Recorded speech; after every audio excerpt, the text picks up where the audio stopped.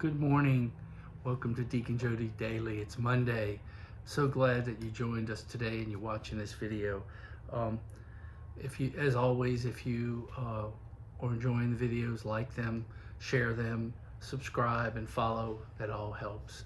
Just trying to get this out to as many people as possible. It's very cold here for the South. I mean, it was below freezing all night. Down here, for those of you that are up north, we're kind of not used to it, so we run the water and different things like that, and try to protect our pipes, because we're not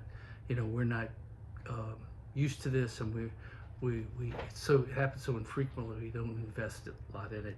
Well, let's get to the readings today. The first reading is from Numbers, and this talks about Balaam, B-A-L-A-A-M. Check, this guy was a prophet way long ago, and he has a vision of a king coming, and he says the king shall rise higher, and his majesty's royalty shall be exalted. And then what he says later is that a star shall advance from Jacob, from Israel, and a staff shall rise from Israel. And so this is the foreshadowing of the star rising and the Magi coming. This guy, Balaam, was a Gentile, a Magi in the East.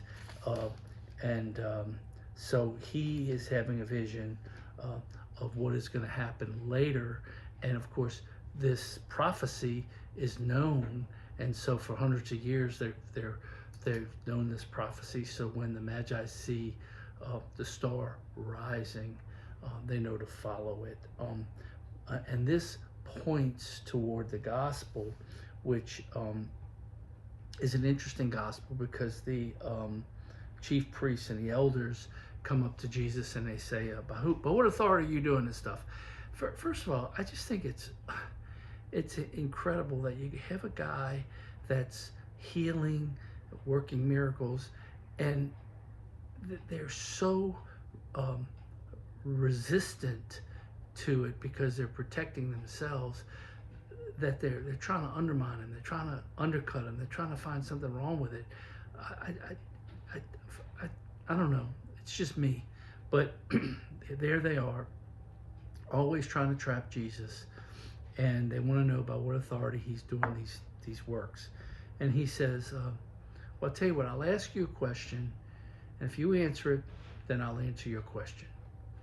And they say, okay. So he says, by what authority did John the Baptist baptize?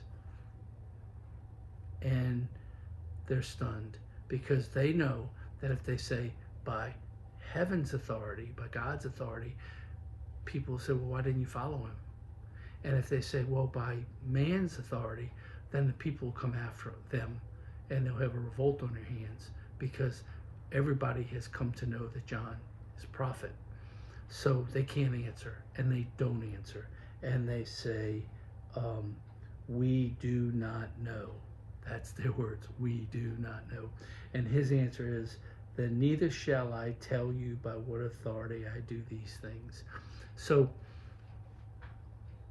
Jesus is uplifting John the Baptist, because he knows that John is the one that was told about, that would be the voice crying in the desert, prepare the way of the Lord. And he knows that John was the one, and he knows that John's authority was divinely inspired, because he knows that Elizabeth bore a child in her old age after she was barren, and that was a miraculous birth, just like his, in a different way, was a miraculous birth. So interesting that we have these two readings, the one pointing the way to the star,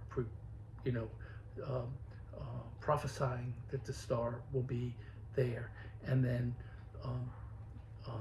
John the Baptist clearing the way for the Lord. So anyway, these are interesting readings. Today, what I would say is, as we continue in our Advent journey, let us remember that there's a reason for the season, and the reason for the season is our Lord. And what is our role in that? Our role is to continue to live our life imitating Christ, live a Christ-life existence. When we do that, we're fulfilling our role and our purpose for why we're here. We're here, number one, to love God. Number two, to serve God, and to love God. So know God, love God, serve God. And the way Ignatius says it is, we know, love, and serve the Lord in this life to be with him in the next. So let us remember that there is purpose to life, and it's centered around our Lord. And we know that right now we're all involved with gift giving and buying gifts. I mean, our whole living room is nothing but wrapping paper and all that kind of stuff, because we're going to wrap everything and put it in our car and head on up north to be with our kids for Christmas and New Year's. And so so we're doing it too. That doesn't mean you have to lose sight of the purpose.